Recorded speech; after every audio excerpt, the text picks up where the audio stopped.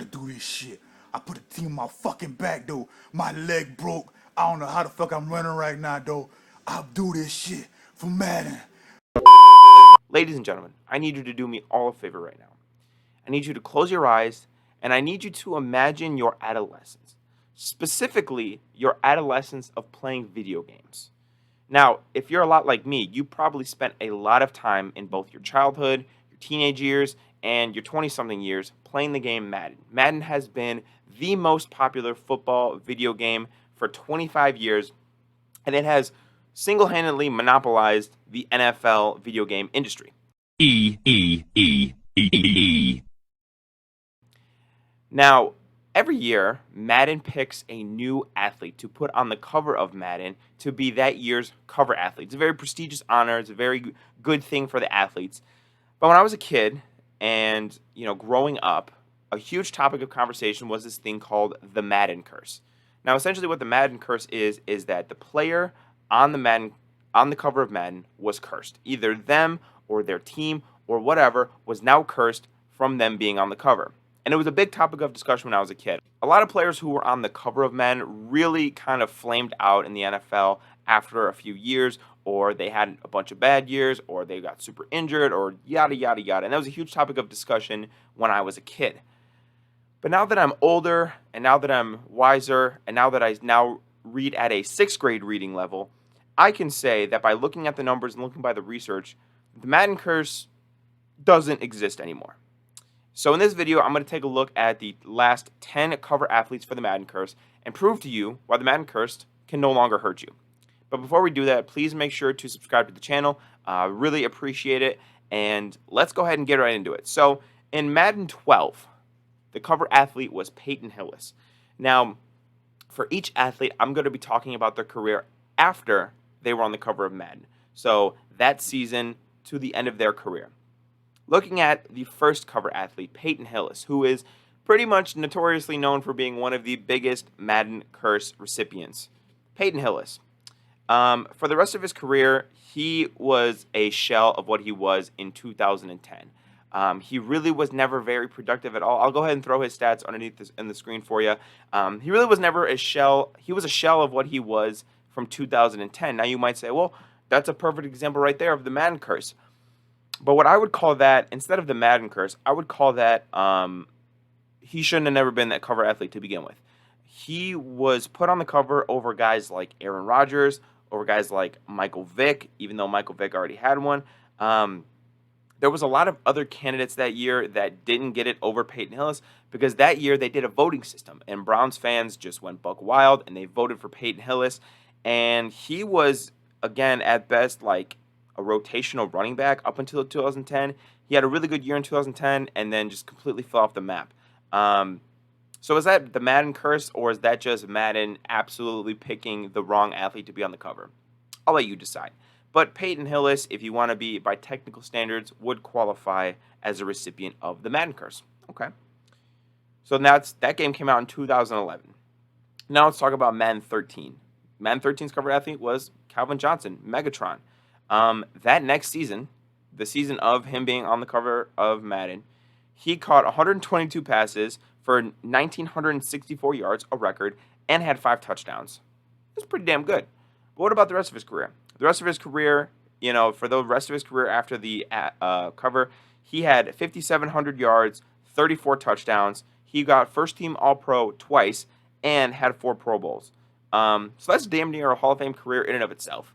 So Calvin Johnson was not affected at all by the Madden Curse. The only thing you could say is that maybe injuries prematurely ended his career. But again, he kind of played a very physical style of football, and he'd been dealing with injuries for a while. I'm not going to blame that on Madden. Now let's go to Madden 14, a.k.a. Madden 25 for the 25th anniversary of Madden. That was Adrian Peterson on the next-gen consoles. Adrian Peterson, for the rest of his career, had over 7,000 yards and scored 46 touchdowns. That's a great career in and of itself, right? Now, did he bounce around a few teams at the end of his career? Yes. But most old running backs kind of do that. I'm not going to blame the Madden Curse for that, but he still was very, very productive after he was on the cover of Madden. All right. Now let's go to Madden 15. Richard Sherman was on the cover of Madden 15. This was the year after the Seahawks won the Super Bowl. They were riding high. The Legion of Boom was all the shit. If you guys remember in the commercial, Madden version of Richard Sherman actually tackled Dave Franco. Kev, you can't just keep showing up. Get off me, Richard! It was good times, man. It was a good time to be in 6th grade and get the newest edition of Madden. I'll tell you what. But after Madden 15 in that year, so that year in 2014, the Seahawks actually ended up going back to the Super Bowl. And I don't remember how they lost that game, so don't ask me and don't ever bring it up, please. But statistically speaking and individually speaking for Richard Sherman, he would go on to have 17 more career interceptions.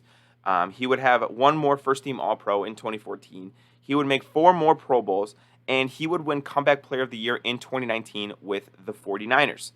Now, for Sherman, the Legion of Boom did kind of dissipate a little bit, and they obviously lost that Super Bowl, but I would hardly call his career after Madden cursed. He was still a really good corner for many years. He went to another Super Bowl with the 49ers, and he was able to cement himself as one of the best corners of his generation. Next, we got Madden 16. That was Odell Beckham. That was the year after his rookie year. He, made that ridiculous one-handed catch that you guys have all seen 100,000 million times. But after that, how has he been? He has had 5,500 yards, 39 touchdowns. He's made 2 Pro Bowls, and he won the Super Bowl with the Rams a couple of years ago. But I will say that he has dealt with some bad luck. First off, he broke his ankle while he was with the Giants, missed pretty much the whole year. Then he got traded to the Browns, which is punishment enough, but he had to deal with Baker Mayfield, who would refuse to throw him to the ball. Didn't really work out in Cleveland, so then he went to Los Angeles, and he ended up tearing his ACL in the Super Bowl. But they ended up winning that Super Bowl, so whatever. But just recently, he didn't play last year, but he did just sign a deal with the Ravens, so hopefully he can get back to Odell a few years ago. But I have faith. I have faith that he can be good. Now let's go to Madden 17. So Odell, you could say maybe was cursed a little bit. Let's go back to Madden 17 with Rob Gronkowski. Rob Gronkowski, he did deal with a lot of injuries for the rest of his career, but, looking at these accomplishments, they are gaudy. This was 2016, the year that he was on the cover. They won the Super Bowl that year. They won the Super Bowl in 2018. They won the Super Bowl in 2020. He won 3 Super Bowls for the rest of his career, had 3,700 yards and 27 touchdowns. Pretty good. Now, in that year that he was on the cover of Madden, he only played 8 games. Again, he missed a lot of the season with some injuries. Was able to play in the Super Bowl, though, so that's good. And then, obviously, followed Tom Brady to Tampa and won the Super Bowl with them in 2020. Now, let's go with Madden 18 and see if Tom Brady was cursed. Anyways, going on to Madden 19, we have Antonio Brown. Now, Antonio Brown, you could argue that it maybe was the Madden curse, but I would argue that Antonio Brown is just batshit crazy. I'm not going to blame Madden for the all of the events that led to Antonio Brown's downfall, which included, once he was traded to the Raiders, bitching about his helmet, freezing his feet, getting in a fight with, John Gruden and Mike Mayock. Then he went to New England with Tom Brady, had the whole arrest thing. Was it like domestic violence, sexual assault, something like that? Then he went to Tampa and then with Brady and then, just left in the middle of the game, just like took his shit off and left. I'm not going to blame Madden for that one. That's not on them. But, after he was on the cover of Madden, that was Madden 19, and that was the 2018 season. He did make the Pro Bowl in 2018, but that ended up being his last year in Pittsburgh. He really, for the rest of his career, was not productive at all by his standards, accumulating only 2,381 more yards and 24 touchdowns. Really a step down from what he had been doing his whole career, but unfortunately, kind of did that to himself.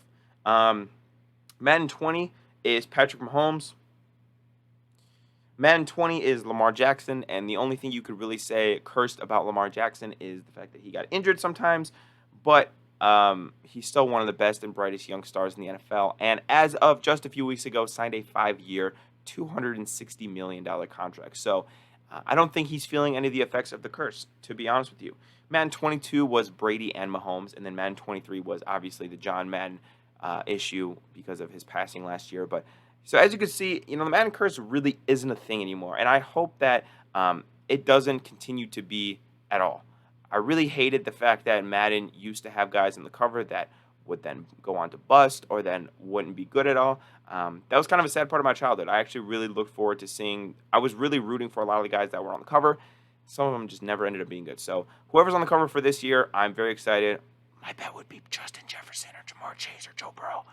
But I'm very excited to see what they do, and I'm very excited to have them continue to be one of the best and brightest young stars in the NFL. But if you have any comments, questions, or concerns, let me know in the comments down below. Also, be sure to subscribe to the channel if you haven't already. I love you guys, and I will see you tomorrow. Peace.